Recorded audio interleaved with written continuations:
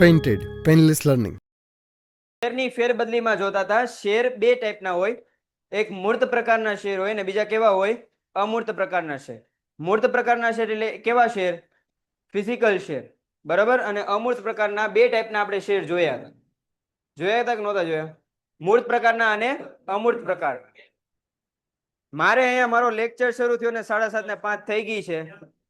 તમારે વધારે ટાઈમ બે નો હું છેલ્લી વાર કહી દઉં છું, આનાથી વિશેષ ભાષામાં હું કહેવા જઈશ ને તો જરાય નહીં ગમ્યો.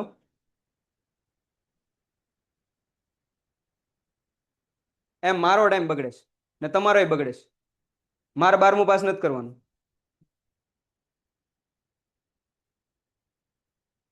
શેરના કેટલા ટાઈપ હોય બેટા? બે ટાઈપ હોય. એક કયા હોય? મૂર્ત પ્રકારના અને અમૂર્ત પ્રકારના. મૂર્ત પ્રકારના શેર એટલે ફિઝિકલ શેર. આપણે પેલા જોતા ને કે શેર સર્ટિફિકેટ મળે, બરાબર. એને કેવા પ્રકારના શેર આપણે કહેતા? ફિઝિકલ શેર કરતા, એટલે મૂર્ત પ્રકારના શેર. અમૂર્ત પ્રકારના શેર એટલે અત્યારે જે કાંઈ પણ શેરો આપણે મળે છે એ, બરાબર. આપણે કોઈ પણ શેર ખરીદીએ તો આપણે કેમાં જમા થાય છે? આપણા ડીમેટ ખાતામાં જમા થાય છે, બરાબર. એટલે ફિઝિકલ અને ડીમેટ શેર વિશે આપણે જોઈ ગયા હતા. એમાંથી આ માની લ્યો કે ભાઈ તમારે ફિઝિકલ શેર એટલે મૂર્ત પ્રકારના શેર હોય. માની લ્યો કે તમારી પાસે શેરનું સર્ટિફિકેટ છે અને તમારે એ શેર જે છે કોઈ બીજા વ્યક્તિને શું કરવા છે? વેચી દેવા છે, બરાબર. તો કઈ કઈ પ્રક્રિયા તમારે કરવી પડે તો એના વિશે આપણે જોતા હતા, બરાબર. એમાં શેર ફેરબદલીનો અસ્વીકાર.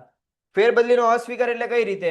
જો અહીંયા ધ્યાન આપજો કે જ્યારે કંપની રજિસ્ટ્રાર શેર ફેરબદલીની મનાઈ ફરમાવી હોય કે અદાલતે ફેરબદલી નહીં કરવાનો આદેશ આપ્યો હોય ત્યારે ફેરબદલીને નામંજૂર કરવામાં આવે છે, બરાબર. માની લો કે કોઈ કંપની ફડચામાં વહી ગઈ હોય. ફડચા એટલે ખબર પડે ને, કોઈ વ્યક્તિ કંપની સાવ ડૂબવામાં આવી હોય અને અદાલતને ખબર પડી ગઈ હોય, કારણ કે ઘણા બધા કેસ ઓબ્વિયસ હોય છે. શેર હોલ્ડરો એમ કે આ કંપની અમારી પાસેથી પૈસા લીધા પણ હવે બરોબર રીતે પ્રોપર રીતે કામ કરતી નથી, અમારા બધા પૈસા કંપની શું કરી છે? સલવાડીને બેસી છે, બરાબર. તો કંપની પાસે આપણે બધાને ખબર છે કે કંપનીના શેર હોય બે ટાઈપમાં વેચેલા હોય. કેટલા હોય? એક 51% હોય, બીજા કેટલા ટકા હોય? 49% હોય, બરાબર. તો કંપનીના માલિકો ઘણીવાર શું કરે? જેની પાસે 51% શેર હોય એ પોતાના શેર શું કરે? બીજાને આપી દે અને પોતે જવાબદારીમાંથી કેવા થઈ જાય? છૂટા થઈ જાય, બરાબર. સમજાય કે ન સમજાય? પણ જો અદાલતમાં કેસ ગયો હોય ને અદાલતે ના પાડી હોય કે અત્યારે હાલમાં થોડાક સમય માટે આ કંપનીના કોઈ પણ પ્રકારના શેર એટલે બંને શેર, કોઈ પણ પ્રકારના શેરની જે છે ફેરબદલી થશે નહીં, ખરીદ વેચાણ થશે નહીં, બરાબર. તો આ ફેરબદલીને અમાન્ય જાહેર કરી શકે છે જો એવું કોર્ટ કહે તો, બરાબર. નિયમન પત્રની જોગવાઈ. જો ભાઈ નિયમન પત્રમાં જોગવાઈ ન હોય કે શેર ફેરબદલી કઈ રીતે કરવાની છે કઈ રીતે નથી કરવાની, તો એ પ્રોપર રીતે થાય નહીં ફેરબદલી, બરાબર. ટૂંકમાં તમારે નિયમન પત્ર અને આવેદન પત્ર અકોર્ડિંગ જ ચાલવું પડે. એ 11માં આપણે ભણી ગયા કે આવેદન પત્ર અને નિયમન પત્ર કંપની માટે પાયાના દસ્તાવેજો કહેવાય. એમાં ખાસ કરીને આવેદન પત્ર એક બેઝ ક્લિયર કરે ને નિયમન પત્ર એની પર શું કરે? સ્ટ્રક્ચર ઊભું કરે, બરાબર. એક ઉદાહરણ તરીકે કહું તો માની લો કે તમારી પાસે જમીન હોય, બરાબર. તમારી પાસે જમીન છે, નો ડાઉટ. તો હવે તમારે જમીન પર શું બનાવવું છે? ઘર બનાવવું છે, બિલ્ડિંગ બનાવવી છે, બરાબર. એ તમારી પર છે. હવે એનું સ્ટ્રક્ચર કઈ રીતે હશે, એ કઈ રીતે દેખાશે, એમાં કેટલા માળ હશે, કેટલા રૂમ્સ હશે, એ બધું તમે જોશો. સમજાય કે ન સમજાય? એવી રીતે આવેદન પત્ર એક બેઝ તમને આપે છે. શું આપે છે? એક બેઝ આપે છે ને બેઝ પર શું બને છે? આખું નિયમન પત્ર. જમીન તમારી પાસે આટલી હોય, બરાબર, અને તમે આટલો મોટો પ્લોટ બનાવો તો થઈ શકે? ન થઈ. તમારે જમીનની મર્યાદામાં શું કરવું પડે? કામ કરવું પડે. તો આવેદન પત્રમાં જે લખેલું હોય એ મુજબ તમારે શું બનાવવા પડે? નિયમન પત્રમાં રૂલ્સ એન્ડ રેગ્યુલેશન બનાવવા પડે. નિયમન પત્રમાં રૂલ્સ એન્ડ રેગ્યુલેશન ન લખેલા હોય, બરાબર, તો ફેરબદલી થાય નહીં. એની માટે એમાં ખાસ જે છે જોગવાઈ કરેલી હોવી જોઈએ. સભ્યપત્રક કે ભાઈ સભ્યપત્રક જ્યાં સુધી જ્યાં સુધી હસ્તાંતરણની પ્રક્રિયા પૂરી ન થાય તો સભ્યપત્રકમાં મૂળ શેર ધારકનું નામ ચાલુ રહે છે. હજી પ્રોપર ફાઇનલાઇઝ નથી થયું કે XYZ પર્સનના શેર કોઈ ABC પર્સનને મળી ગયા છે, હવે એના નામ પર શેર છે એવું સાબિત થઈ જાય, પ્રમાણપત્ર આવી જાય, ત્યારે સભ્યપત્રકમાં શું થઈ જાય? હા, સભ્યપત્રકમાં નામમાં ફેરબદલી ક્યારે થાય? જ્યારે પ્રોપર રીતે શેરનું સર્ટિફિકેટ ABC પર્સનને મળી ગયું હોય ને ત્યારે સભ્યપત્રકમાં XYZ પર્સનનું નામ શું થઈ જશે? નીકળી જશે ને પછી કોનું નામ આવશે? તો ABC પર્સનનું આવશે. સમજાય કે ન સમજાય? જ્યાં સુધી પ્રક્રિયા પૂરી થઈ નથી ત્યાં સુધી નામ કોનું ચાલુ રહેશે ભાઈ? જેના મૂળ શેર ધારક છે એનું નામ શું રહેશે? શરૂ રહેશે. ડિવિડન્ડનો હક જ્યાં સુધી હસ્તાંતરણની પ્રક્રિયા પૂરી ન થઈ કે મૃત્યુ પામેલ કે નાદાર સભ્યને ડિવિડન્ડ મેળવવાનો હકદાર છે. જો પ્રક્રિયા પૂરી નથી થઈ હજી, બરાબર, માની લો કે જે એ પર્સન જે છે, બરાબર, ઈ જીવતો છે હજી, બરાબર. એણે ઝેડ પર્સનના નામ પર શું ટ્રાન્સફર કર્યા? શેર ટ્રાન્સફર કરવાની અરજી કરી છે, હજી ટ્રાન્સફર થયા નથી. તો જે કંઈ પણ પ્રોસેસ હજી શરૂ છે એ પ્રોસેસની અંદર જો ડિવિડન્ડનો ટાઈમ આવી જાય તો ડિવિડન્ડ કોને મળશે? કોને મળે? એ પર્સનને મળે, કારણ કે શેરના હજી નામ કોનું બોલાય છે? એનું કંપનીમાં એનું બોલાય છે, રાઈટ. પણ માની લો કે આ એ પર્સન જે છે એ નથી હયાત, એ મૃત્યુ પામ્યો છે. તો હવે એનો જે કાંઈ પણ એના ફેમિલી મેમ્બર છે, બરાબર, એને શું મળશે? સોરી, એને હવે આ શેરનો હક મળવાનો છે. તો એ મૃત્યુ પામેલ કે નાદાર સભ્યને શું મળવાનો હક છે? ડિવિડન્ડ મેળવવાનો હક છે. એકલ વ્યક્તિ કંપનીના સંદર્ભ, જો ભાઈ એકલ વ્યક્તિ કંપની ભણી ગયા છો તમે લોકો, રાઈટ. જો એકલ વ્યક્તિ કંપનીમાં કેવું હોય કે એકલ વ્યક્તિ કંપનીની સ્થાપના કરી શકો, પણ વ્યક્તિક માલિકી ભણ્યા ને તમે? વ્યક્તિક માલિકી ખબર છે ને? બસ એમ જ સેમ હોય છે, બરાબર. બહુ કઈ એમાં લાંબા ડિફરન્સ હોતા નથી, મોટા ડિફરન્સ હોતા નથી. તો જો એકલ વ્યક્તિ કોઈ કંપની હોય એમાં જો મૃત્યુ થાય તો જેને વારસદાર બનાવ્યું એને ઓળખીને શેરના નામે શું કરવામાં આવે? ટ્રાન્સફર કરવામાં આવે, બરાબર. હવે બોર્ડ ઓફ ડિરેક્ટર્સ દ્વારા આ અંગેની ખબર વારસદારને આપવી પડે. જો ભાઈ એકલ વ્યક્તિ નામ છે, એક વ્યક્તિ દ્વારા ચાલતી કંપનીની વાત છે, બરાબર. તો મે બી જો એમાં એને લાગે ને તો એ બોર્ડ ઓફ ડિરેક્ટર્સ બનાવી શકે. માની લો કે મારી એકલ કંપની હોય અને મને એમ જોતું છે કે મારે બોર્ડ ઓફ ડિરેક્ટર્સ જોતા છે, તો હું શું કરી શકું? બોર્ડ ઓફ ડિરેક્ટર્સ રાખી શકું. પણ એની માટે અમુક રૂલ્સ એન્ડ રેગ્યુલેશન હોય છે, બરાબર. એ પછી હું રાખી શકું. સમજાય કે ન સમજાય? જો હું માની લો કે મારી એકલ વ્યક્તિ કંપની હતી, મેં આ 4 જણાને જે છે બોર્ડ ઓફ ડિરેક્ટર્સ બનાવ્યા અને XYZ કારણોસર મારી મૃત્યુ થઈ ગયું, તો બોર્ડ ઓફ ડિરેક્ટર્સ શું કરશે ભાઈ? આ અંગેની ખબર કોને કરશે? વારસદારને કરશે કે ભાઈ કરણ સર જે છે એ હયાત નથી, તમને એને વારસદાર તરીકે રાખ્યા હતા, તો હવે આ એકલ વ્યક્તિ કંપનીના જેટલા શેર છે એ કોને આપું છું? હું તમને તમારા નામે ટ્રાન્સફર થવાના છે. એ આ કોણ જાણ કરે? તો બોર્ડ ઓફ ડિરેક્ટર્સ જાણ કરે. પણ એકલ વ્યક્તિ કંપનીમાં બોર્ડ ઓફ ડિરેક્ટર્સ રાખવા હોય તો રાખી શકો, ફરજિયાત છે નહીં. ઓછામાં ઓછી 15 સંખ્યા જે છે એની નિર્ધારિત છે, બરાબર. જો એના વિશે તમારે ડિટેલમાં જોવું હોય તો તમે ઓનલાઈન જોઈ શકો છો, બરાબર. બાકી આપણા માટે અત્યારે એટલું જ તે ઇમ્પોર્ટન્ટ છે. આવો વારસદાર એકલ વ્યક્તિ જેમ ડિવિડન્ડનો હક બીજા હકોનો અધિકાર બને છે અને એની જેમ જ જવાબદારી વહન કરવાની હોય છે, બરાબર. આમ અહીંયા આપણે મેં તમને કીધું કે એ પર્સન જે છે એને શેર ઝેડ પર્સનને આપ્યા, બરાબર. એના નામે શેર ટ્રાન્સફર થઈ ગયા, તો હવે બધી જવાબદારી કોની બને? ઝેડ પર્સનની બને. એ પર્સનની જવાબદારી બધી શું થઈ ગઈ? પૂરી થઈ ગઈ. એમ એકલ વ્યક્તિ કંપનીમાં જો કોઈ વ્યક્તિ મૃત્યુ પામ્યો હોય અને વારસદારને એને શેર મળ્યા હોય તો બધી જવાબદારી હવે કોની થાય? ઈ વારસદાર. સમજાય કે ન સમજાય? બરાબર. ચાલો, આ વારસદાર પછી અન્ય વારસદારની નિમણૂક એટલે કે ભાઈ માની લ્યો કે ભાઈ મારા દાદા હોય, બરાબર. એ એકલ વ્યક્તિ કંપની ચલાવતો હોય દાખલા તરીકે, તેમણે વારસદાર તરીકે મારા પપ્પાનું નામ લખ્યું હોય, બરાબર. હવે મારા દાદાની જો ડેથ થઈ જાય, બરાબર, તો બોર્ડ ઓફ ડિરેક્ટર છે કોને જાણ કરશે? મારા પપ્પાને, કારણ મારા પપ્પાને વારસદાર તરીકે લખી ગયા, બરાબર. હવે મારા પપ્પા શું છે?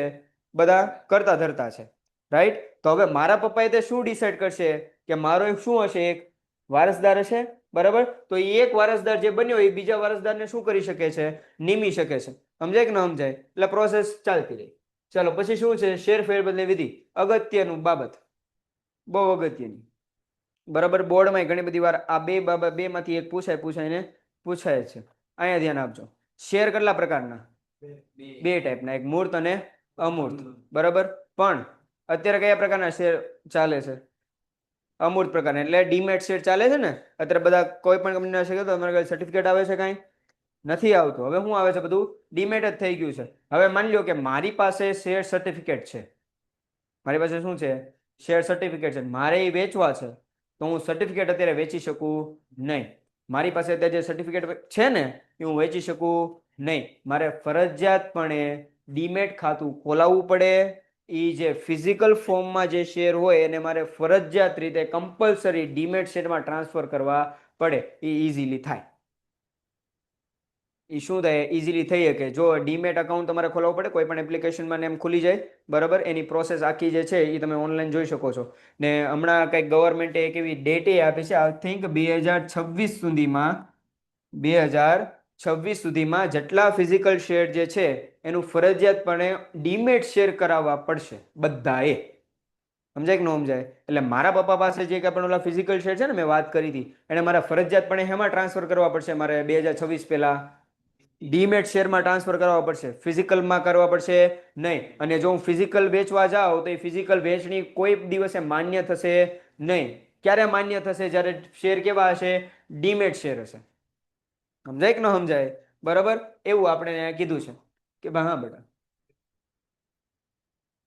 એટલે હા, બેંક એ તો કીધું કે તમારે પહેલા શું ખોલાવવું પડે બેટા? ડીમેટ ખાતું ખોલાવવું પડે ને. ડીમેટ ખાતું ખોલાવો. અત્યારે તો ડીમેટ ખાતું ઓનલાઈન ખુલી જાય છે, રાઈટ? બેંકે જવાની જરૂર નથી પડતી. ડીમેટ ખાતું ક્યાં ખુલી જાય? ઓનલાઈન ઉભા ઉભા અત્યારે 10 થી 15 મિનિટમાં તમે તમારું ડીમેટ ખાતું ખોલાવી શકો.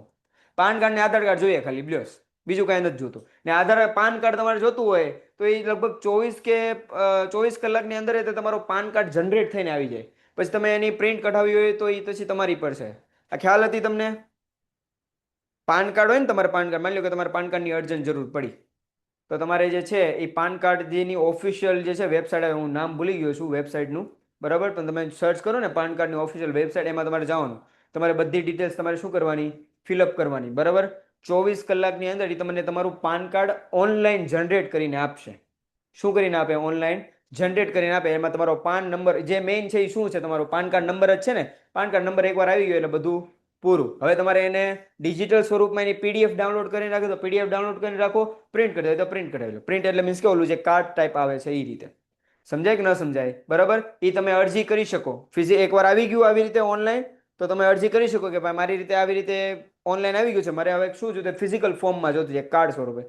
તો એની જે આપણે નોમિનલ ફી હોય, મને ફી બહુ યાદ નથી, કેટલી છે ખ્યાલ છે? નોમિનલ ફી છે 100 જશે, એનાથી વધારે નથી હોતી. એ ફી તમે ઓનલાઈન પે કરવાની હોય, બરાબર. એ એની અંદર જ 50-100 ની અંદર જ. એ તમારે પે કરવાનું. પે કરો એટલે મહિના 1.5 મહિનાની અંદર તમારા ઘરે જે છે પાન કાર્ડ તમારું આવી જાય. સમજાય કે ન સમજાય? બરાબર. તો એ પાન કાર્ડને કારણે તમારું ડીમેટ ખાતું આરામથી તમે શું કરી શકો? ઓનલાઈન ખોલે. બેંકે જઈને ખોલો તો બેંકે જઈને ખોલાવી શકો, એવું જરૂર નથી કે એપ્લિકેશન થ્રુ જ ખોલાવું. બેંકે તમે ડીમેટ ખાતું ખોલી દે, કોઈ પણ બેંકમાં તમારે જવાનું, તમને શું કરી દે? ડીમેટ ખાતું તમને ઓપન કરી દે. અને તમે એ બેંકમાં ડીમેટ ખાતું ખોલાવો ને, એની માટે અલગ અલગ સ્કીમે આપે છે બધી બધી બેંક્સ. સમજાય કે ન સમજાય? બરાબર. ઘણી બધી આવે. પંજાબ નેશનલ બેંક છે, બેંક ઓફ બરોડા છે, એ ઘણા બધા તમને શું, આ જેટલી પ્રાઇવેટ બેંક છે ને, એક્સિસ બેંક છે, કોટક છે, એચડીએફસી બેંક છે, એ બધી છે ને, આમાં તમને થોડીક સુવિધા વધારે આપે એસબીઆઈ કરતા. સમજાય કે ન સમજાય? બરાબર. બ્રોકરેજ એ કાંઈ નો, અત્યારે તો નોર્મલ છે કે ઝીરો બ્રોકરેજ બધે થઈ ગયું છે. બ્રોકરેજ લેવા જાવ તો ત્યાં કોઈ ખાતું ન ખોલાવે, બરાબર. એટલે ઝીરો બ્રોકરેજ ઘણી બધી ફેસિલિટી તમને લોકો આપે છે, બરાબર. તો આવી રીતે તમારે શું કરવું પડે? ફિઝિકલ શેરને તમારે શેમાં ટ્રાન્સફર કરવાના? ડિજિટલ શેરમાં. જો તમારા ઘરે કોઈની પાસે ફિઝિકલ ફોર્મમાં શેર પડ્યા હોય, તમારા મમ્મી પપ્પા પાસે કે તમારા દાદા દાદી પાસે, તો મહેરબાની કરીને ડીમેટ ખાતું ખોલાવી નાખજો અને એને એમાં ટ્રાન્સફર કરી નાખજો. ડીમેટ શેરમાં ટ્રાન્સફર કરી નાખો. કારણ કે 2026ની તારીખે તે લગભગ બીજી તારીખ હતી, પણ મને મહિનો ભૂલાઈ ગયો છે, પણ 2026 જે છે એ ફાઇનલ છે, બરાબર. એની પછી ટ્રાન્સફર થશે નહીં. એટલે એ પહેલાં કરાય. પછી જે તમારી પાસે જે કાગળ હશે ને, એ જે સર્ટિફિકેટ કાગળ સમાન હશે, એનું કાંઈ યુઝ આવશે નહીં. શેર હશે ને તોય તમારા નામે શેર નહીં બોલે. સમજાય કે ન સમજાય? એટલે કરાવી નાખજો જો તમારા ફેમિલીમાંથી કોઈ હોય તો. મૂર્ત પ્રકારના શેરની ને આ પ્રકારના અમૂર્ત પ્રકારના શેરની ફેરબદલી જે છે હોય, જો માની લો કે મારી પાસે શેર સર્ટિફિકેટ હોય તો મારે કઈ રીતે શેરની ફેરબદલી કરાવી? એક આ રીતે. મારે મારા શેરને, જો મારે કોઈને બીજાને વેચવા હોય, માની લો કે આ ભાઈને મારે શેર વેચવા છે, મારી પાસે સર્ટિફિકેટ છે, તો મારે મારા શેર પહેલા હેમાં કરાવવા પડશે? ડીમેટ ખાતામાં મારે ટ્રાન્સફર કરવા પડશે. એમાં એને ફિઝિકલમાંથી ડિજિટલ સ્વરૂપમાં લઈ જવા પડશે, પછી હું વેચી શકું. સમજાય કે ન સમજાય? ને અત્યારે અમૂર્ત પ્રકારના શેર જે હોય, ડીમેટ શેર, બરાબર, અત્યારે ડીમેટ શેર જ તે તમારી પાસે જમા હોય છે, એને તમે ઇઝીલી શું કરી શકો? સેલ કરી શકો. આમાં એટલી બધી લાંબી પ્રોસેસમાંથી પસાર થવું પડતું નથી. પણ આપણે એને પૂછાય છે, આપણે બોર્ડમાં માર્ક્સ લેવા છે, એટલે આપણે લખશું. સમજાય કે ન સમજાય? બરાબર. ચલો, પહેલા આપણે એને કીધું છે મૂર્ત પ્રકારના, એટલે તમારી પાસે શેર સર્ટિફિકેટ હોય તો કઈ રીતે તમે જે છે એ, હા, કેટલા માર્કમાં પૂછાય તો જો કહી દો. આપણે એને ટોટલ કેટલા પોઈન્ટ્સ આપ્યા છે ભાઈ? આમાં 9 પોઈન્ટ્સ આપ્યા છે, એટલે 3 માર્ક પકડીને ચાલવાના. 3 માર્કમાં આવે. જો એને એવું લાગે તો 4 માર્કમાં નાખી શકે, બરાબર, પણ એનાથી વધારે એ કાંઈ કરી શકે નહીં. તમારે 5 માર્કનો ક્વેશ્ચન આમાંથી એક કે નહીં આવે. 5 માર્કનો શું આવશે? તમારે ખાલી ખાલી પત્ર જ આવશે. આ 3 કે 4 માર્કમાં પૂછાય, બરાબર. મોસ્ટ ઓફ આ જાય તો 3 માર્કથી વધારે જાય નહીં, બરાબર. ચાલો, શેર ફેરબદલીમાં મૂર્ત પ્રકારના શેરની ફેરબદલીમાં શું કીધું છે કે સંપૂર્ણ શેર ફેરબદલીની વિધિ. જો આ બે વસ્તુ યાદ રાખજો. સંપૂર્ણ શેરની ફેરબદલી આપણે કીધી, બરાબર. મારે મારી પાસે જેટલા શેર છે એ બધા શેર મારે શું કરવા છે? વેચી દેવા છે. એક શેરે મારી પાસે રાખવો છે નહીં. તો એવી રીતે જ્યારે આપણે શેરની ફેરબદલી કરતા હોઈએ ત્યારે આ બધી પ્રોસેસ લાગુ પડે, બરાબર. માની લો કે મારી પાસે 100 શેર છે અને મારે એમાંથી 50 શેર જ વેચવા છે. કેટલા શેર? 50. બધા વેચવા છે? નહીં, મારે ખાલી કેટલા વેચવા છે? 50. તો મારી પાસે જે શેર સર્ટિફિકેટ હશે એ કેટલા શેર દેખાડતું હશે? 100 શેરનું એક સર્ટિફિકેટ હશે મારી પાસે, બરાબર. પણ મારે વેચવા જ કેટલા? તો હું મારે સર્ટિફિકેટ ફાડી દેવાનું એને? નહીં. તમારે શું કરવું પડે ખબર છે? આવી રીતે તો તમારે પહેલા કંપની રજિસ્ટરમાં અરજી કરવાની કે ભાઈ મારા જે 100 શેર છે ને એના 2 સર્ટિફિકેટ આપો, એક 50નું અને બીજા 50નું. તમને એવું લાગતું હોય કે મારે 10-10 ના સર્ટિફિકેટ જોતા, તો 10-10 ના 10 સર્ટિફિકેટ મને બનાવીને આપો. તમારે પેલા રજિસ્ટર ઓફિસમાં તમારે જવું પડે, અરજી કરવી પડે, પછી સેક્રેટરી જે છે એ મુજબ તમને શું કરીને આપે? એ ડિવાઈડ કરીને આપે. એટલે આ બહુ લાંબી પ્રોસેસ હતી. અત્યારે એવું કઈ થાય છે? નથી થતું. પણ હેની માટે ભણવાનું છે? માર્ક્સ માટે ભણવાનું છે, બરાબર. અહીંયા આપણે હેમાં ભણીએ છીએ સંપૂર્ણ 100 શેર આપણે શું કરી દેવા છે? વેચી દેવા. અડધા કઈ રાખવા નથી. તો એમાં શું કરવાનું કે શેર ફેરબદલીનું પહેલા શું લઈ આવવાનું? ફોર્મ લઈ આવવાનું. એ ક્યાંથી લાવવાનું? જો તમારા શેર દલાલ હોય, બરાબર, એની પાસેથી લઈ આવો, અથવા તો રજિસ્ટર ઓફિસેથી જઈને લઈ આવો. એમ જ કીધું છે ને કે ભાઈ ફોર્મ મેળવવું પડે. એ માટે શું કહેવાય કે ભાઈ ફોર્મ એની લેવું પડે જેમાં રજિસ્ટરનો સિક્કો અને તારીખ નાખવી પડે છે. રજિસ્ટરનો સિક્કો જે તમારા દલાલ પાસેથી તમે સર્ટિફિકેટ લ્યો તો એ દલાલે સર્ટિફિકેટ રજિસ્ટર ઓફિસેથી જ લેવા જાય. સમજાય કે ન સમજાય? તો એ રજિસ્ટર ઓફિસનો એમાં શું મારેલો હશે? સિક્કો મારેલો હોય. તમે ખુદ લેવા જાઓ તોય કઈ ફેર પડે નહીં. હવે શું કરવાનું છે? ફોર્મ લઈ આવ્યો તો એને હું ફ્રેમ કરીને રાખવાનું છે? જોયા રાખવાનું કે ઓહો હો નહીં? શું કરવાનું? શું કરવાનું છે ભાઈ? ફોર્મ ભરવાનું છે ભાઈ. સમજાય કે બોર્ડનું ફોર્મ આવી જાય તમારું 12માનું તો જો ઓહો હો બોર્ડનું ફોર્મ આવી ગયું. જોયા રાખશો? નહીં. હવે શું કરવું પડશે? ફોર્મ ભરવું પડશે ભાઈ. ફોર્મ ભરી નાખો ભાઈ. જો ફોર્મમાં કઈ વિગત હોય મે બી 1 માર્કમાં પૂછાય તો આ તમને હવે મગજમાં આવી જ ગયું હશે. આપણે 2 ચેપ્ટરમાં ભણી ગયા એટલે સર્ટિફિકેટ એ ફોર્મમાં અને સર્ટિફિકેટમાં જે વસ્તુ હોય ને એ જ આમાં ભરવાની હોય. તો પહેલા શું લખવાનું કે ભાઈ શેર પ્રમાણપત્ર ક્રમાંક. તમને જે શેર પ્રમાણપત્ર આપ્યો ને એનો ક્રમ હોય, બરાબર. તો એ શેર પ્રમાણપત્ર ઈ લખવાનું. કઈ કંપનીના શેર છે ઈ. પેન્ટેડ એપ્લિકેશન ધોરણ 6 થી 12ના વિદ્યાર્થીઓ માટે અપડેટ થઈ ચૂકી છે. આ એપ્લિકેશનમાં શું છે? બધા જ વિષયના વિડીયોઝ છે. ગુજરાતની બેસ્ટ ફેકલ્ટી દ્વારા લાઈવ લેક્ચર્સ છે. આઈએમપી પ્રશ્ન છે, ટેસ્ટ સિરીઝ છે અને ગુજરાતના તમામ વિદ્યાર્થીઓ સાથે તમે તમારી કમ્પેરિઝન કરી શકો છો. ગેમિફિકેશન છે અને બીજું ઘણું બધું. તો તમે એપ્લિકેશન ડાઉનલોડ ન કરી હોય તો ડિસ્ક્રિપ્શનમાં લિંક આપી છે. હમણાં જ પ્લે સ્ટોર ઉપર જાઓ અને એપ્લિકેશન ડાઉનલોડ કરો. ઘરે બેઠીને સરસ મજાનું ગુજરાતની જોરદાર ફેકલ્ટી સાથે ભણો, સારા માર્ક્સે પાસ થાઓ. એનું નામ એટલે તમારું નામ, જેણે શેર ખરીદ્યો હોય એનું નામ, એનું સરનામું, એના શેર, એનો પ્રમાણપત્ર, એ શેરની કિંમત વગેરે વિગતો શું કરવી પડે? તમારે ભરવી પડે છે. અને જરૂર મુજબ શું લાગે છે? Stamp duty. લાસ્ટ લેક્ચરમાં સમજાવ્યું. સ્ટેમ્પ ડ્યુટી કોને કહેવાય? લાસ્ટ લેક્ચરમાં સમજાવ્યું હતું. સ્ટેમ્પ ડ્યુટી શેરની તમે વેચણી કરો ને એની પર ગવર્મેન્ટ શું નાખે છે? એક પ્રકારના ટેક્સ નાખે. ને એ ટેક્સ ને એક ટેક્સ આપણે કહીએ ટેક્સ, પણ ગવર્મેન્ટ એને શું કહે? સ્ટેમ્પ ડ્યુટી કહે. શું કહે? સ્ટેમ્પ ડ્યુટી કહે. જેટલી તમારી બજાર કિંમત, તમારા શેરની જેટલી બજાર કિંમત હોય એ મુજબ તમારી સ્ટેમ્પ ડ્યુટી લાગે. સમજાય કે ન સમજાય? વાસ્તવિક કિંમત પર ન લાગે. એની પર લાગે? વર્તમાનની બજાર કિંમત પર સ્ટેમ્પ ડ્યુટી લાગે. એ તમારે સ્ટેમ્પ ડ્યુટી શું કરવી પડે? ભરવી પડે, બરાબર. અને સાક્ષીની હાજરીમાં શું કરવાની હોય? સહી કરવાની હોય. જો ભાઈ એટલી વસ્તુ ધ્યાન રાખજો કે સાક્ષીની સહી શું લેવા કરવાની હોય કે ભાઈ ઇન કેસ ઇન ફ્યુચર કોઈ લીગાલિટી પ્રોબ્લેમ્સમાં આપણે ફસાઈ ગયા, બરાબર, તો એક સાક્ષીએ સહી કરેલી હોય તો આપણે એક વિટનેસ તરીકે આપણે એને કોર્ટમાં બોલાવીએ કે, કારણ કે જો કોર્ટમાં આવશે તો કોર્ટમાં સબૂત જ માંગે.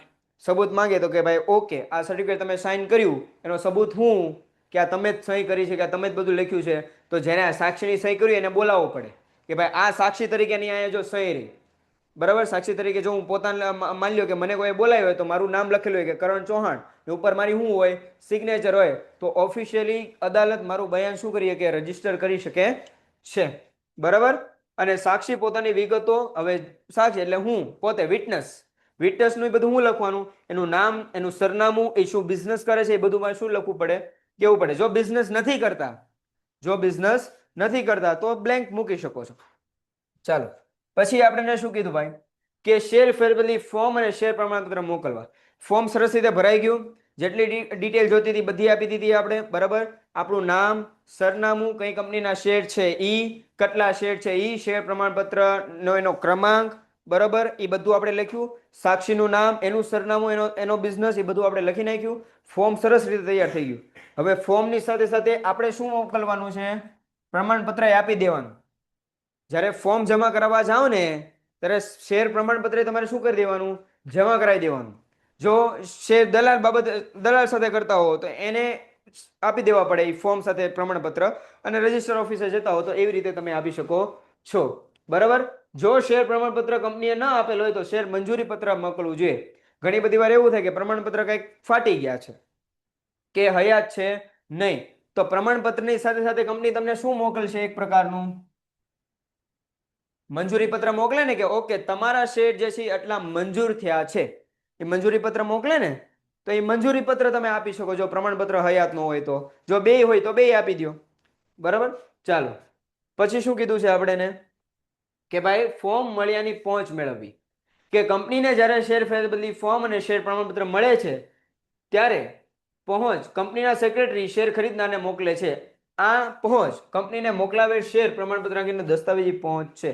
હવે અહીંયા ધ્યાન રાખજો કે ભાઈ મેં શેરનું પ્રમાણપત્ર આપી દીધું, ફોર્મ એ આપી દીધું, બરાબર. તો ફોર્મ મેં આપી દીધું, એનું એક પ્રૂફ તરીકે મને શું આપશે, એક ટાઈપની પહોંચ આપશે કે ભાઈ કરણ ચૌહાણના આ શેરની ફેરબદલી અંગેની જે કાંઈ પણ ફોર્મ હતું એ ફોર્મે આવી ગયું છે, એના પ્રમાણપત્ર આવી ગયા છે કે મંજૂરી પત્ર આવી ગયું છે, એ એની પહોંચ આપે. સમજાઈ ગયું ને? એ પહોંચ આપણે મેળવી લેવી પડે. ઇન કેસ જો કંપની કોઈક વાર એમ કહે કે અમને તમારા શેરની અરજી મળી જ નથી, તો તમારી માટે એક પ્રૂફ તરીકે શું રહે, એ પહોંચ રહે. બિલ તરીકે છે ને અત્યારે હોય કે ભાઈ કન્ઝ્યુમર ફોરમમાં તમારે જવું હોય, અથવા તો ગ્રાહક તરીકે તમારે કોઈ કમ્પ્લેન રજીસ્ટર કરાવી હોય બેટા, બરાબર, તો તમારે ફરજિયાત શું લઈને જવું પડે, બિલ લઈને જવા. બિલ વગર તમારી કમ્પ્લેન રજીસ્ટર થાય નહીં. એટલે બિલ ને એવી રીતે આ પહોંચે તે છે એ તમારા માટે શું છે, જરૂરી છે. શેર ફેરબદલીની જાણ નોટિસ દ્વારા કરવી. હવે નોટિસ આપવાની છે. કોને નોટિસ આપવાની, કે ભાઈ ઘણી બધી વાર એવું હોય કે સામે વાળાને ખબર ન હોય કે મારા નામના શેર જે છે આ ટ્રાન્સફર કરાવવાનું કરે છે, બરાબર, અને ટ્રાન્સફર થઈ જતા શેર. સમજાય કે ન સમજાય, બરાબર. ઘણા બધા એવા હોય છોકરા એવા હોય ઘણા કે ભાઈ એના મમ્મી પપ્પાના નામ પર જે શેર હોય ને, તો મમ્મી પપ્પાને એટલું બધું ભણતા ગણતા ન આવડતું હોય, બરાબર, શેર લઈ લીધા હોય પહેલાના ટાઈમમાં, પણ અત્યારે શું કરે કે મમ્મી પપ્પાને ખબર ન હોય, સિગ્નેચર એમ કરી, બરાબર, ને શેર પોતાના નામે શું કરી નાખે, ટ્રાન્સફર કરી નાખતા, બરાબર. પણ કંપની હવે શું કરે છે, બેયને અંતિમ નોટિસ મોકલે, લાસ્ટ નોટિસ. જેણે શેર વેચવાના છે એને મોકલે, અને જે શેર ખરીદે છે એને મોકલે. શેર વેચનારને નોટિસ દ્વારા શું ખબર પડે કે ઓકે મેં જે શેર હવે વેચવા માંગુ છું, બરાબર, એની પર ફાઇનલ શોડાઉન શરૂ થઈ ગયો છે. મીન્સ કે એ એન્ડ ઓલામાં છે કે હવે શેર મંજૂર થઈ જશે. નોટિસમાં મોકલવામાં આવે કે ભાઈ તમારા XYZ નામના શેર જે છે એ અન્ય વ્યક્તિના નામ પર અમે ટ્રાન્સફર કરીએ છીએ, બરાબર. તમને આમાં કોઈ વાંધો હોય, બરાબર, તો તમારે જાણ કોને કરવાની, અમને કરવાની, બરાબર. અને ખરીદનારને શું આપે કે ભાઈ તમારા નામ પર આટલા શેર જે છે મંજૂર થવાના છે, થયા નથી પણ શું છે, થવાના છે. તમે જ લીધા છે કે નહીં? જો તમે નથી લીધા, બરાબર, તો તમે જાણ કોને કરો, કંપનીને તરત ને તરત જાણ કરો, બરાબર. તો બંને પક્ષકારોને જે છે એ નોટિસ દ્વારા જાણ કરવામાં આવે છે. બનાવટી ફેરબદલી અટકાવવાનો છે, જે મેં તમને હમણાં ઉદાહરણ સમજાવ્યું ને, એ બનાવટી ફેર. મમ્મી પપ્પાને કઈ ખબર ન હોય કે અધર પર્સનને ખબર ન હોય કે મારા શેર જે છે અલગ આના નામે ટ્રાન્સફર થાય છે, તો આવી ફેરબદલી અટકાવવા માટે શું કર્યું છે, નોટિસ આપવાનું શરૂ કર્યું છે. આ પક્ષકારને જો કોઈ વાંધો હોય તો 2 સપ્તાહ એટલે 14 દિવસમાં જાણ કરવાની. મેં તમને હમણાં કીધું કે તમારા નામ પર જેટલા શેર છે એ આ વ્યક્તિના નામ પર ટ્રાન્સફર થાય છે, અને તમારા નામ પર આટલા શેર મંજૂર થવાના છે. જો તમે ન લીધા હોય કે તમારે નથી જોતા, તો તમારે 14 દિવસની અંદર શું કરી દેવાની, અરજી કરી દેવાની કે ભાઈ અમારે જોતા નથી. અને જો વેચનાર તો વેચનાર, ખરીદનાર તો ખરીદનાર, બે શું કરવા, વાંધા અરજી દેવી પડે કે હવે અમને જે છે એ વાંધો નથી. જો તમે અરજી ન કરો તો શેર એમ માની લે કંપની કે આ ભાઈને કાંઈ વાંધો છે નહીં. જો તમે અરજી કરી આવો તો શેર ફેરબદલી શું થઈ જાય, અટકી જાય છે, બરાબર. આ મુદત પૂરી થયા સુધીમાં કોઈ પણ પક્ષ દ્વારા વાંધો ઉઠવામાં આવે તો ફેરબદલી બંને પક્ષકારને માન્ય છે તેમ માની લેવામાં આવે છે. બરાબર. શેર ફેરબદલી પત્રકમાં નોંધ કરવી. હવે ફેરબદલી પત્રક હોય જે માફ કરજો, કંપની જે છે એ પોતાના જે કાંઈ પણ શેર હોલ્ડર હોય એનું એક લિસ્ટ તૈયાર કરે. બરાબર. આટલા અમારા શેર હોલ્ડરો છે. બરાબર. એને આટલા શેર જે છે આની પાસે હયાત છે. બરાબર. હવે આ શેર હોલ્ડર જે છે એના શેર આ વ્યક્તિને વેચી દીધા છે, તો આ વ્યક્તિના નામ પર શેર શું કરી દો, આપણે ટ્રાન્સફર કરી દો, અને આ સભ્ય પત્રકમાં જે એનું નામ છે એનું નામ શું કરી નાખો, કાઢી નાખો, અને આ ભાઈનું નામ મૂકી દો. બરાબર. જો પૂર્ણ શેર રૂપાંતર ન કરવા મીન્સ કે 100% શેર તમારે ન હોય, અડધા શેર કરવા હોય, બરાબર, તો તમારા જે શેર હોય ને સભ્ય પત્રકમાં તો ઓલાનું નામ જોડાશે જ, તમારું નામ રહેશે જ તે, પણ જે તમારી શેરની સંખ્યા લખેલી હતી ને એ શું થઈ જશે, હવે ચેન્જ થઈ જશે. બરાબર. ચાલો, શેર ફેરબદલી અંગે પત્રકમાં નોંધ કરવી કે ભાઈ નોટિસ આપ્યા બાદની મુદતમાં પૂરી કર્યા બાદ જો વાંધા અરજી ન આવે તો બંને પક્ષ સંમત છે એમ માની લેવામાં આવે છે, અને પત્રકમાં સેક્રેટરી નોંધ કરે છે જેના નામે શેર ફેરબદલી કરવામાં આવે છે તેનું નામ શેર ફેરબદલી પત્રકમાં નોંધાય છે. હવે કાંઈ ધ્યાન આપજો, પહેલાના ટાઈમ પર જે શેર પત્રક આવતા ને, બરાબર, એના સાઈડના ભાગમાં એક કોલમ ખાલી રાખવામાં આવતી. કોલમ એટલે લાઇન્સ. બરાબર. એ લાઈન ખાલી રાખવામાં આવતી, એમાં લખવામાં આવતું કે આ શેર જે છે એ આ ભાઈએ જે છે હવે ટ્રાન્સફર થયા છે, હવે આ શેર જે છે આ ભાઈના છે, હવે છે આ ભાઈના છે, હવે છે આ બેનના છે. સમજાય કે ન સમજાય? બરાબર. એવી રીતે શું હતું, એક કોલમ બનાવવામાં આવતી ને એમાં લખવામાં આવતું કે હવે આ શેર જે છે એ XYZ પર્સનના છે. બરાબર. એના કારણે ખબર પડે કે આપણી પહેલા કેટલાય શેર જે છે આ ખરીદેલા છે, એ આપણને ખ્યાલ આવતી. જો એ કોલમ જે છે મીન્સ કે એ સર્ટિફિકેટની જેટલી જગ્યા છે એ ભરાઈ ગઈ હોય, બરાબર, તો નવા સર્ટિફિકેટ આપવા પડે. એ જૂનું સર્ટિફિકેટ હાલે નહીં, નવા સર્ટિફિકેટ જે છે એ આપવા પડે. બરાબર. હવે એની માટે શેર ફેરબદલીનો ઠરાવ પસાર કરો કે ભાઈ હવે મેં કીધું એમ બધું કામ, નાની નાની આ પાણીનો ગ્લાસ તમારે ઊભો થઈને અહીંયા મૂકવો હોય ને તો એ કોને પૂછવાનું, સંચાલક મંડળને પૂછવા જવાનું. સાહેબ આ ગ્લાસ લઈને અહીંયા મૂકો, મૂકવું કે ન મૂકવું એની પર ચર્ચા કરે કે આ ગ્લાસ અહીંયા મૂકવાથી કંપનીને ફાયદો છે કે નુકસાન છે. જો ફાયદો છે તો વોટિંગ થાય, વોટિંગ થાય તો કે ભાઈ હા ગ્લાસ તમે મૂકો.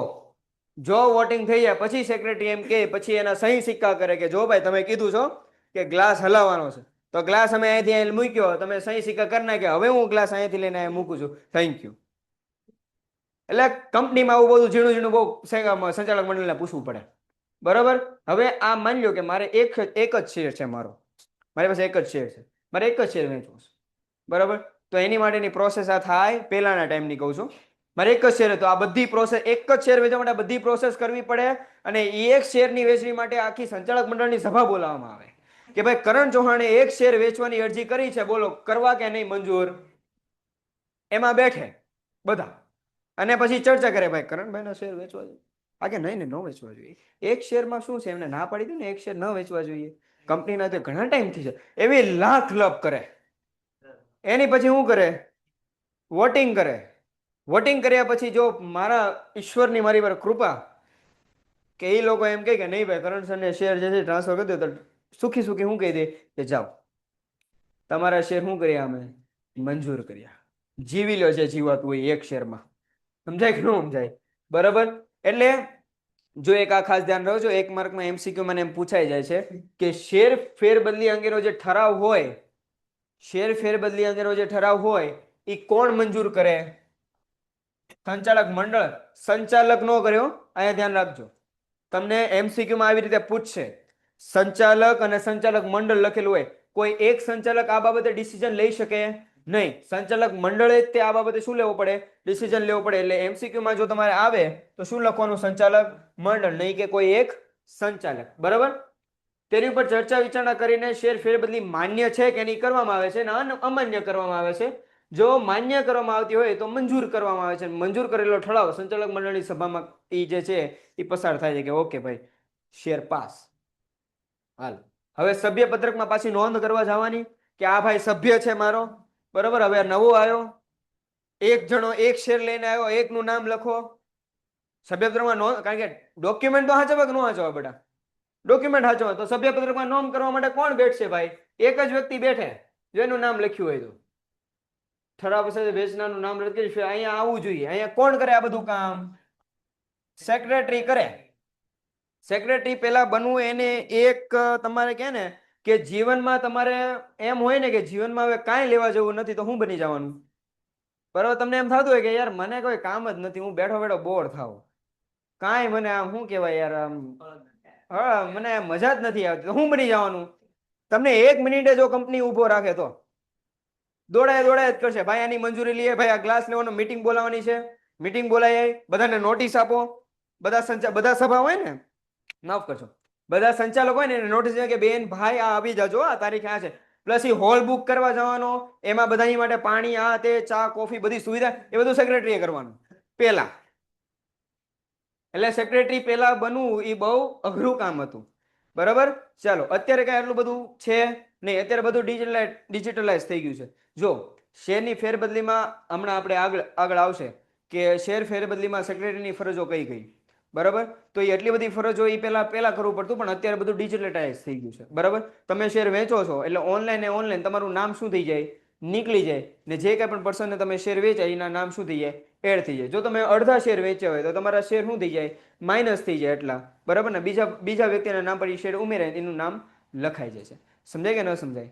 બરાબર, ચાલો હવે નવા શેર પ્રમાણપત્ર મોકલવા મેં તમને હમણાં સમજાવ્યું એમ કે જો ભાઈ પ્રમાણપત્રમાં એક જગ્યા નિયત કરેલી ખાલી હોય, બરાબર, જેમાં જેના નામ પર શેર ટ્રાન્સફર થયા હોય એના નામ લખવામાં આવે, જો એ ખાનું પૂરું થઈ ગયું હોય કે ભરાઈ ગયું હોય તો નવા શેરનું પ્રમાણપત્ર તમારે શું કરવું પડે, ઇસ્યુ કરવું પડે. બરાબર, ઉપર પ્રમાણે શેર ફેરબદલી અંગેનો ઠરાવ પસાર થઈ ગયા બાદ સભ્યપત્રકમાં નામ ઉમેરાય છે અને સેક્રેટરી શેર પ્રમાણપત્રની પાછળની બાજુએ નિયત કરેલી જગ્યામાં શેર ધારકોનું નામ લખે છે. શેર પ્રમાણપત્રની પાછળ આ સુવિધા હોય, બરાબર, જેમાં નામ લખવાનું હોય અને જવાબદાર અધિકારીના શું કરવાના હોય, સહી સિક્કા કરાવીને મોકલી દેવાના. જો આ પ્રમાણપત્ર ખૂબ જૂનું થઈ ગયું હોય અથવા તો નામ નોંધવા માટે જગ્યા ન હોય તો આખું નવું સર્ટિફિકેટ તમારે બનાવીને મોકલવું પડે. બરાબર, નહીતર આ ભાઈએ જે મને શેર વેચ્યા એનું જે ઈ ને ઈ શેર સર્ટિફિકેટ કોને મળે, મને મળે, બસ ખાલી નામમાં શું થઈ જશે, ચેન્જ થઈ જશે. સમજાય કે ન? પેલા બધું લિખિતમાં જ થતું. અત્યારે તમે જન્મનો દાખલો કઢાવવા જાઓ ને તો એ બધું કોમ્પ્યુટરાઇઝ થઈને આવે છે. બરોબર ને, તમારા મમ્મી પપ્પાનો કોઈ દિવસ જન્મનો દાખલો જોજો, એ બધો કેવો હશે, લિખિતમાં હશે, હેન્ડ રાઇટિંગ ઓલામાં હશે. સમજાય કે ન સમજાય? બરોબર, એટલે આવી રીતે પેલા બધું થતું. હવે આંશિક ફેરબદલીમાં મેં તમને કીધું એમ કે ભાઈ જ્યારે શેર ધારક પોતાની માલિકીના બધા શેર પૈકી થોડાક જ શેર અન્ય વ્યક્તિને વેચવા માંગતો હોય ત્યારે મૂળ શેર ધારક શેરનું વિભાજન કરવા માટે કંપનીની રજિસ્ટર ઓફિસને મોકલે છે. મેં તમને કીધું હતું ને કે 100 શેરમાંથી 100 શેરનું સર્ટિફિકેટ છે, એમાંથી 50 શેરનું સર્ટિફિકેટ મને બનાવીને મોકલો. એને શું કર્યું કહેવાય, શેરનું વિભાજન. શેરના મેં પાર્ટ પાડી દીધા ને, 100 શેર હતા એમાંથી 50 શેરનું સર્ટિફિકેટ એક બીજું બનાવ્યું, બીજું 50 નું બનાવ્યું. તમને જેટલું થાય એટલાનું તમે શેર સર્ટિફિકેટ ના બનાવી શકો. 5 ના બને તો 5 ના, 1 નું બને તો 1 નું, એ તમારી પર છે. બરાબર, 100 શેર હોય ને 1 નું પ્રમાણપત્ર બનાવવું હોય તો એ તમે બનાવી શકો. પહેલા એવું હતું પણ અત્યારે એવું કાંઈ છે નહીં, એટલે રાજી ન થતા. ચલો, કે કંપની સેક્રેટરી જે તે શેર ધારકની માંગણી અનુસાર શેરનું વિભાજન કરી શેર ધારકને મોકલી આપે. ત્યારબાદ શેર ધારક પોતાને જેટલા શેર વેચવા માંગતો હોય એ ઉપરની પ્રક્રિયા પાછી એકડે એકથી શરૂ કરવાની. પ્રમાણપત્ર આવી ગયું 50 નું. હવે 50 વેચવા છે ને, હાલો 50 પેલા ફોર્મ લઈ આવો, પેલા ફોર્મ ભરો, બરાબર, ફોર્મ પછી શું કહેવાય, પ્રમાણપત્ર બધું જોડો, બરાબર, પછી તમને નોટિસ મળે, વાંધો ન હોય, પછી ઓલો બિચારો સેક્રેટરીને તો ભૂલી જ જવાનો, બરાબર, એ બિચારીનો જિંદગી જેવી કઈ વસ્તુ જ નથી. એ બિચારો તમારું સર્ટિફિકેટ લેવે છે, એમાં નોંધ કરશે, સભા બોલાવશે, એ સભામાં બધાને બેહાડશે, પછી કે ભાઈ આ શેર મંજૂર કરવા છે.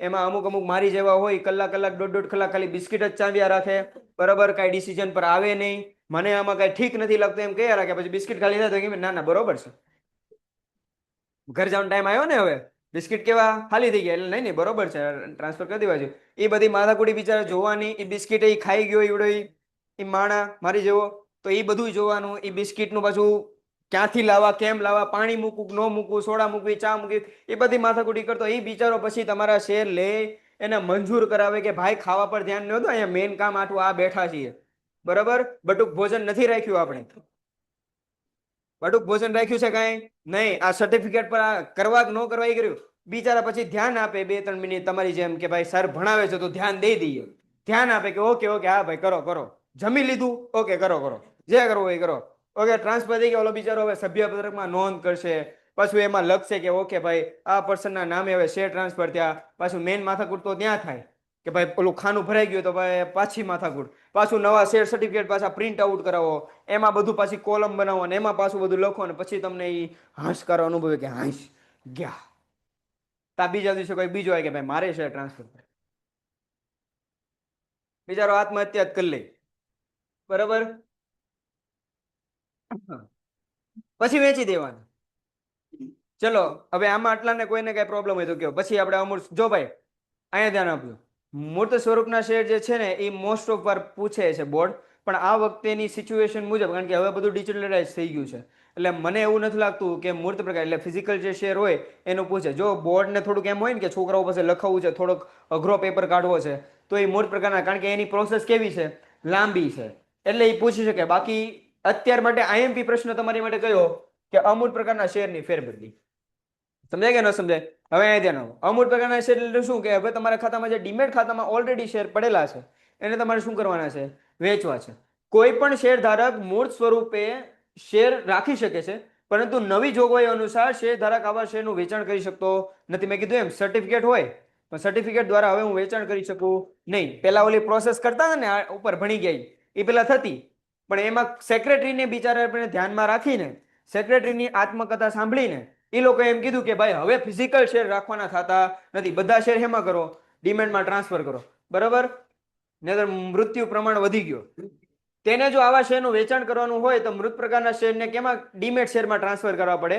વેચાણ સિવાયનું હસ્તાંતરણ કેટલાક સંજોગોમાં કરી શકાય. દાખલા તરીકે પોતાના શેરને કોઈ ભેટ સ્વરૂપે આપવા હોય તો ઉપરની વિધિ અપનાવી પડે છે.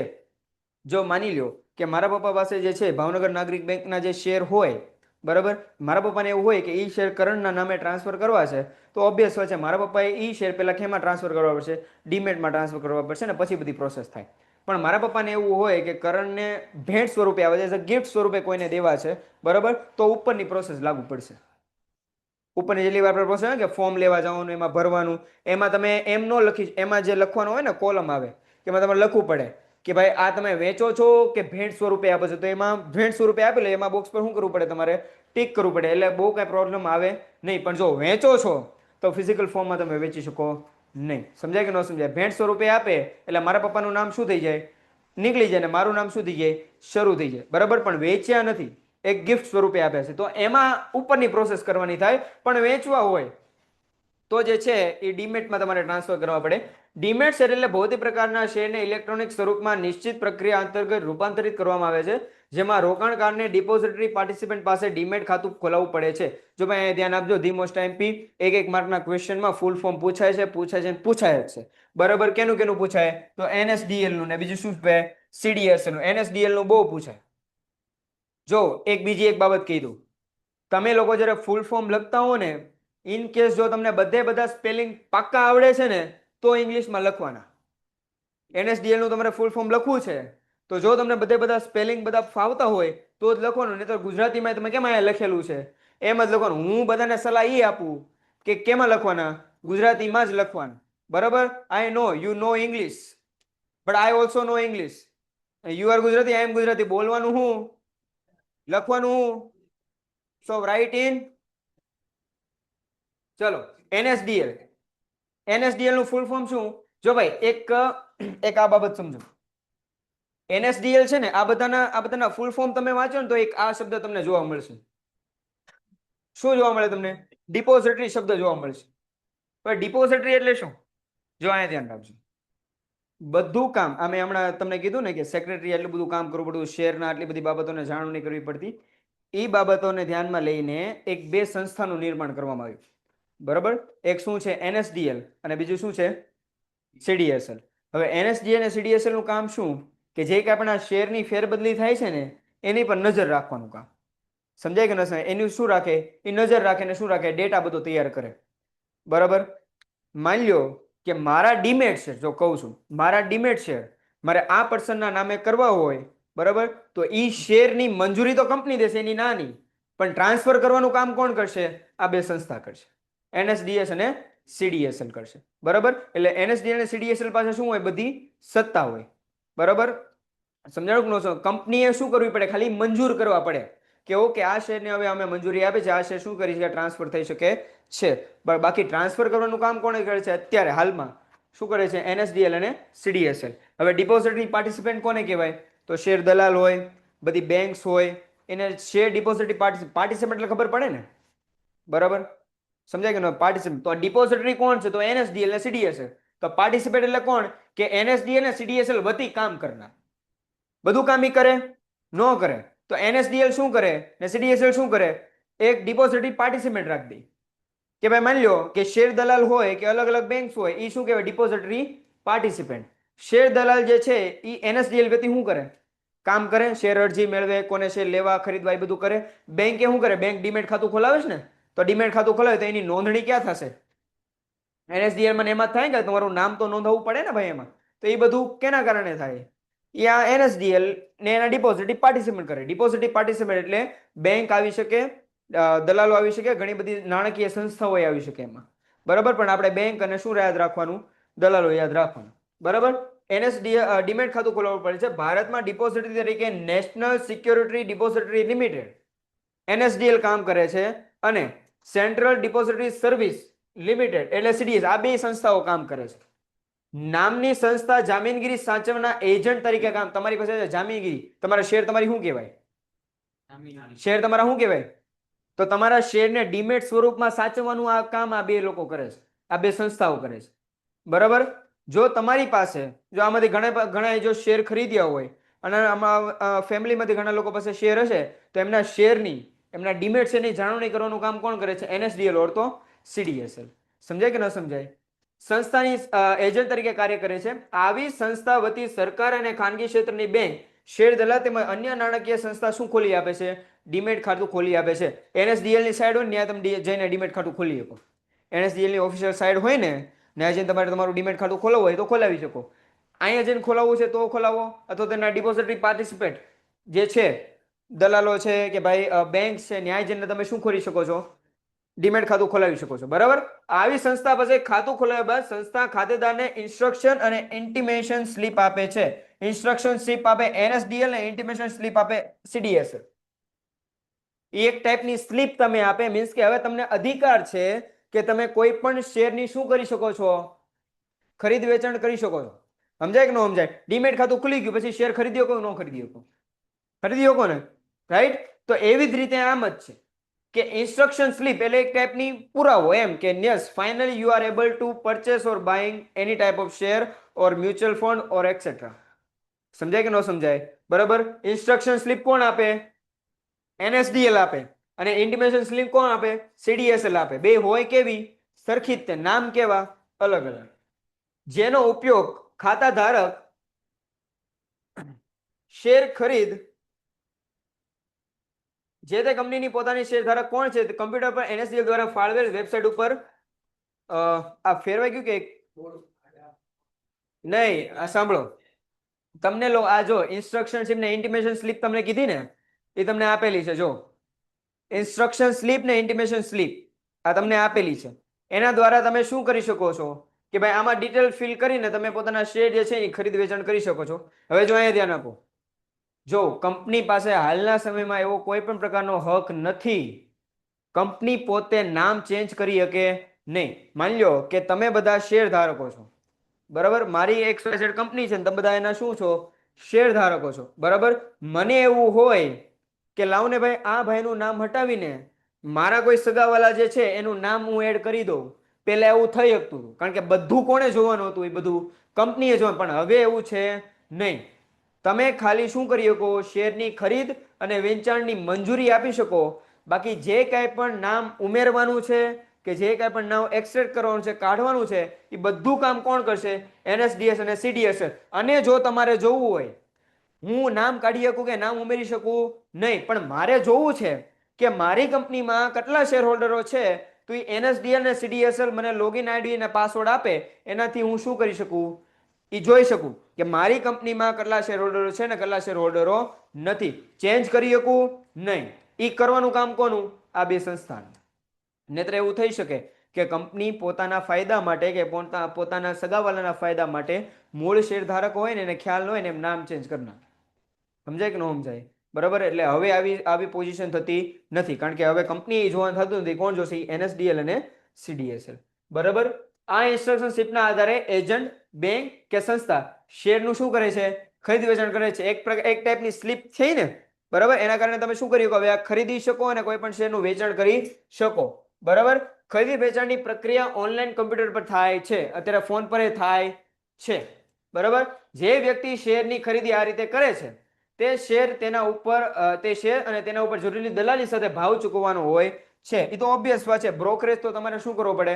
ચૂકવવો પડે. જો અત્યારે જો કોઈ શેર દલાલ મારફતે કામ કરતું હોય કે મ્યુચ્યુઅલ ફંડ્સ કે એવું બધું તમે કાંઈ રોકતા હો ને તમે જો શેર દલાલ તરીકે તમે કામ કરતા હો તો તમે શું લ્યો છો? એમાંથી પર્સન્ટેજ લ્યો છો, રાઈટ? પણ અત્યારે જે કંઈ પણ ઓનલાઈન બધી એપ્લિકેશન જે છે એ શેર દલાલનું કામ જે છે એ સાવ ખતમ કરી નાખ્યું છે.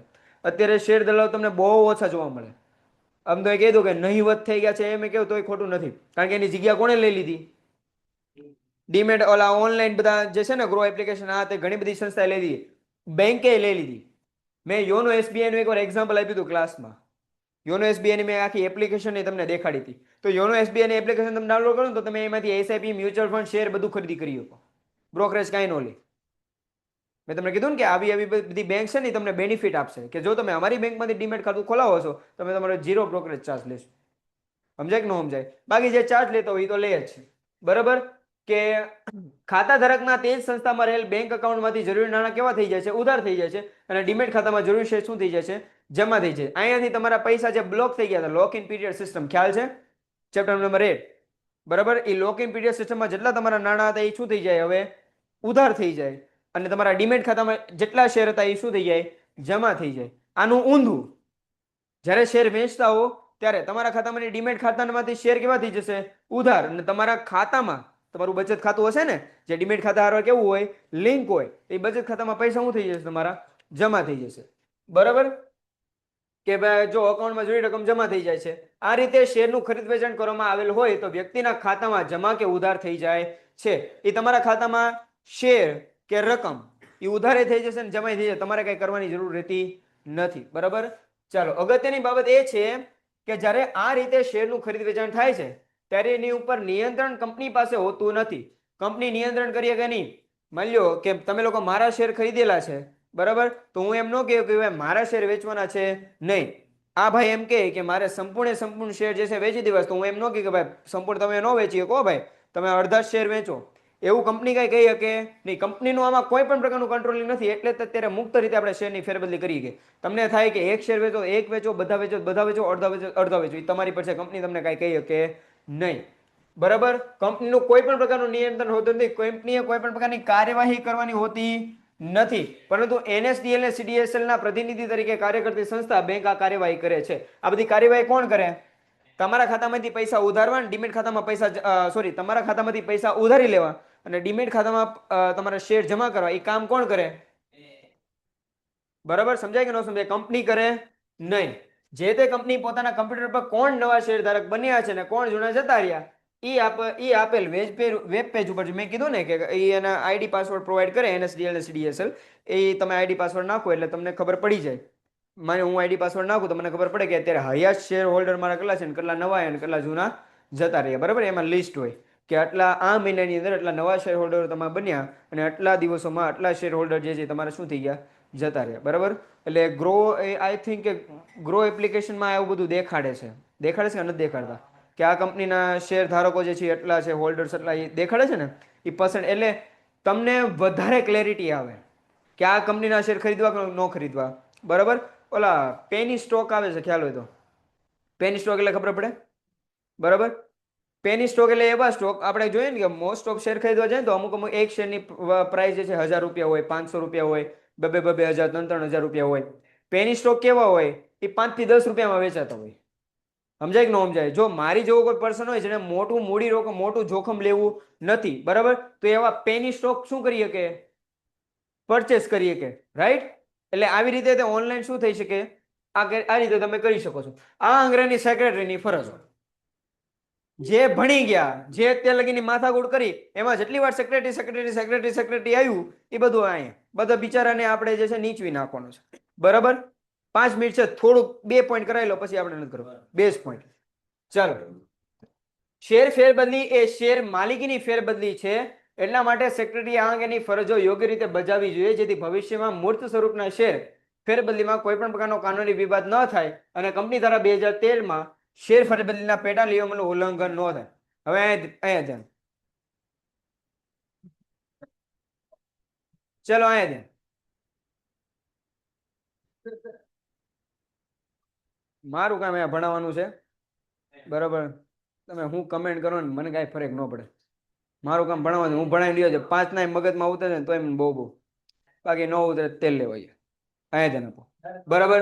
જો સેક્રેટરી હોય ને, સેક્રેટરી એને આપણે જોયું કે બધું મેઇન કામ હવે જો એ સેક્રેટરી પોતાની કોઈ પણ ફરજમાં જો ચૂકી ગયો ને, કે કોઈ પણ ડોક્યુમેન્ટેશન એને બરોબર ન કરે ને, તો બધું નામ કોનું બોલાય? સેક્રેટરીનું બોલાય, બરાબર. એની પર વધારે જે છે એ શું થાય, બધું ઠાલી દેવામાં આવે કે મેઇન આ બધું કામ સેક્રેટરીનું, પણ સેક્રેટરીએ પ્રોપર રીતે કામ કર્યું નહીં. એટલે નવો જે કંપની ધારો આપણો જે બન્યો છે 2013 નો, એ 2013 ના કંપની ધારા મુજબ કઈ રીતે સેક્રેટરીની બધી ફરજો છે, કઈ રીતે સેક્રેટરીનું કામ કરવાનું છે, એ બધું આપણે કીધું છે. પણ હમણાં આપણે જોઈ ગયા કે NSDL ને CDSL જે કાંઈ પણ કામ કરે છે એના કારણે સેક્રેટરીની ફરજો કેવી થઈ ગઈ છે? મોસ્ટ ઓફ બધી ઓછી થઈ ગઈ છે. સમજાય કે ન સમજાય? બરાબર. જો આવા ઉલ્લંઘનના કારણે સેક્રેટરી કે જવાબદાર અધિકારી દોષિત ઠરે તો તેને શું થઈ શકે? દંડે થઈ શકે 2013 ના નવા કંપની ધારા મુજબ.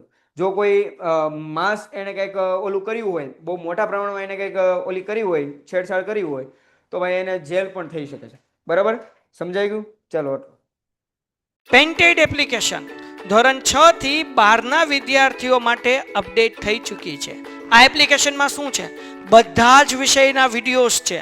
ગુજરાતની બેસ્ટ ફેકલ્ટી દ્વારા લાઈવ લેક્ચર્સ છે.